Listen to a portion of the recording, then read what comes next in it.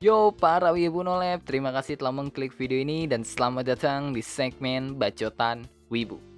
Di segmen Bacotan Wibu kali ini gue mau bahas berita yang gue dapat dari IG dan Twitter yang menurut gue itu berita-berita yang cukup menarik untuk dibahas.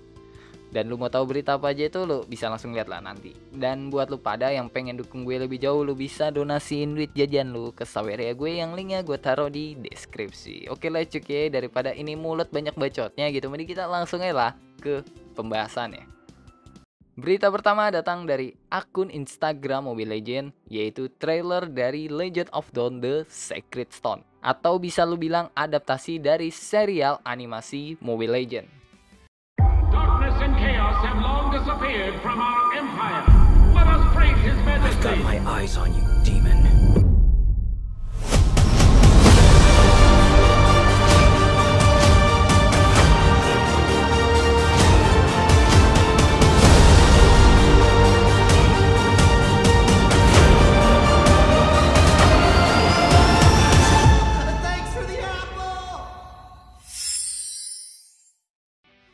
Kemarin banyak yang bilang gitu ya, kalau ML bukan diadaptasi jadi anim, tapi animasi. Yang sebenarnya itu sama aja, cok. Animasi dalam bahasa Jepang ya disebut anim, sama aja kayak lu nyebut komik, manga, manhwa, manhua, itu semua punya arti yang sama, yaitu komik.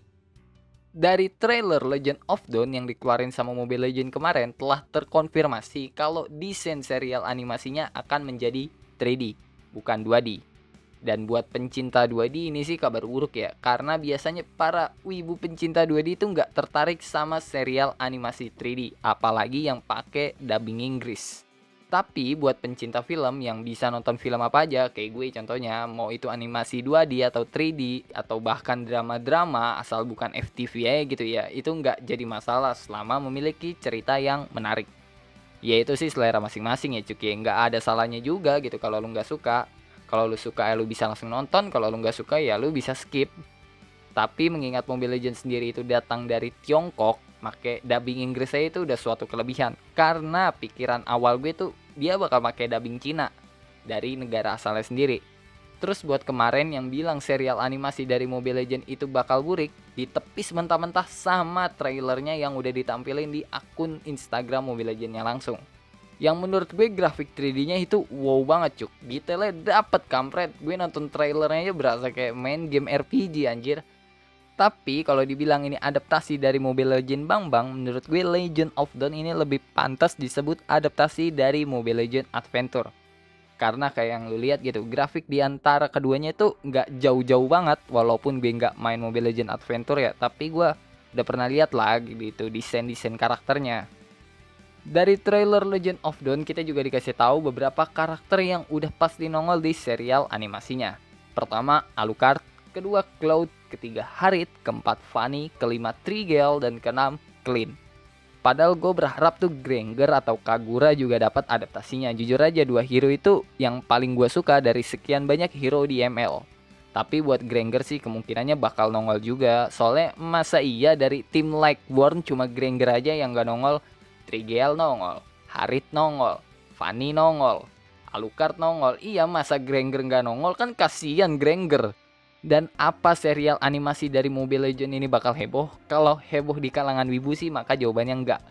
Soalnya ya wibu itu mayoritasnya suka sama 2D dan yang banyak waifu wangi-wanginya. Tapi kalau ngomong heboh di semua kalangan maka jawaban gua yes. Soalnya player ML itu nggak semuanya wibu. Temen gue yang bukan wibu aja main ML cok. Jadi jangan lu bilang kalau semua player ML itu wibu, soalnya ya lebih banyak yang non wibu malah bisa gue bilang player ML itu. Dan sekarang kita ke berita kedua yang datang dari negeri Sakura, tentang studio God Hands yang menggugat King Records karena tidak membayar produksi anim. Pada hari Selasa lalu, lebih tepatnya pada tanggal 10 Agustus 2021, studio God Hands mengajukan gugatan hukum untuk perusahaan hiburan King Records di Pengadilan Distrik Tokyo karena perusahaan King Records nggak membayar biaya produksi anim Tokyo Babylon 2021. Dan biaya produksinya tuh nggak main-main karena mencapai 450 juta yen. Yang kalau dirupiahin itu sekitar 59 miliar cok. Buset dah, itu angka yang sangat tinggi anjir. Jadi lu harusnya udah tahu lah gitu kan, kalau ngeproduksi suatu anim tuh butuh dana yang sangat gede. Jadi stop lah gitu kan nonton anim-anim bajakan, nonton yang legal-legal aja cuk. Jadi kita bisa mensupport distribusi anim legal di Indonesia. Contohnya kayak Muse Indonesia, di Ikiyi, di Viu, dan di yang lain-lainnya lah. Oke, balik lagi ke kasus. Dan biar lu pada nggak pusing gitu ya, gue urutin sesuai kronologinya nih cuk. God Hands menyetujui kontrak dengan King Records untuk memproduksi anim Tokyo Babylon dan mengirimkan 13 episode pada akhir November lalu. Dalam kontrak itu tertulis biaya produksi akan dicicil mulai Desember 2020. Nah, pada tanggal 19 November, studio God Hands mengirimkan desain karakter Tokyo Babylon. Dan pada tanggal 20 November, jadi sehari setelah mengirimkan desain karakter, staf dari Tokyo Babylon menerima pemberitahuan kemungkinan bakal ada kasus plagiarisme mengenai desain baju karakter di Tokyo Babylon. Pada bulan Desember, staf Tokyo Babylon meminta maaf karena menggunakan desain baju milik orang lain tanpa izin. Jadi ini benar-benar kasus plagiarisme. Kemudian diumumkan kalau penayangan Tokyo Babylon yang harusnya pada bulan April 2021 akan ditunda. Tapi pada bulan Maret 2021 diumumkan bahwa penayangan Tokyo Babylon akan dibatalkan. Karena mereka akan merencanakan jadwal produksi yang baru dan jelas dengan desain yang baru juga. Jadi intinya mereka sedang merevisi Tokyo Babylon. Nah, kita mundur sedikit di bulan Januari. Pada Januari 2021, kontrak yang dilakukan studio God Hands dengan perusahaan King Records telah dibatalkan secara sepihak sama perusahaan King Records setelah angsuran pertama atau setelah pembayaran pertama, menurut klaim dari studio God Hands. Gugatan itu bisa terjadi karena King Records nggak mau bayar biaya produksi setelah Tokyo Babylon 2021 terklaim melakukan plagiarisme soal pakaian karakternya. Dan belum ada kabar lanjutan dari kasus ini, jadi gue nggak bisa bilang siapa yang salah dan siapa yang benar. Gue di sini cuma menyampaikan beritanya aja. Yang jelas dari berita ini gue jadi tahu gitu kan, biaya produksi anim tuh sampai bermiliar-miliar cok. Yang kalau sampai dibajak itu perusahaan bakal rugi gede banget sih. Mau itu studionya atau perusahaan hiburannya, itu pasti bakal rugi gede banget kalau sampai dibajak. Jadi ya usahain lu nonton anime yang legal lah cuk, jangan yang bajakan mulu. Nonton yang legal itu udah ada Muse Indonesia, Ikiyi, WTV, Viu, dan yang lainnya lah, masih banyak kan.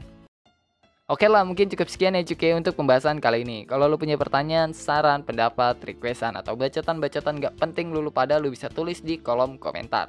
Kalau lu punya berita-berita menarik juga yang seputaran dunia wibu, lu bisa DM Instagram gue atau tulis di kolom komennya cuk, yang nanti pasti bakal gue baca. Kalau lu suka sama pembahasan kali ini, lu bisa tekan tombol like. Kalau lu gak suka, lu juga boleh dislike. Dan sampai jumpa di video selanjutnya, and bye-bye.